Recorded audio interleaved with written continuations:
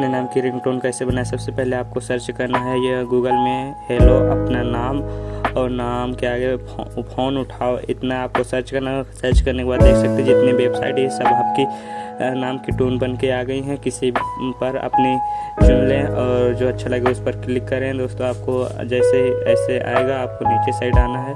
नीचे साइड आने के बाद दोस्तों आपको दिखेगा यहाँ पर डाउनलोड का ऑप्शन, इसी पर क्लिक कर देना है। जब क्लिक करोगे दोस्तों यहाँ ब्राउजर में ले जाएगा। महेश आपका देख फोन आ सकते रहा हैं। है, कृपया फोन उठाइए। महेश आपका फोन आ रहा है, कृपया दोस्तों यहाँ पर 3 डॉट पर क्लिक करना है। यहाँ पर डाउनलोड का ऑप्शन है, यहाँ पर डाउनलोड कर लेना है इस रिंगटोन को। और दोस्तों आपके मोबाइल में फ़ोन देख सकते हैं डाउनलोड हो गया है। आपको जाना है दोस्तों यहाँ पर क्रोम ब्राउजर में डाउनलोड्स में देख सकते हैं यहाँ पर डाउनलोड हो गई है। हम म्यूजिक में ऐप में आकर वीडियो और अपनी रिंगटोन सेट कर सकते हैं। Video like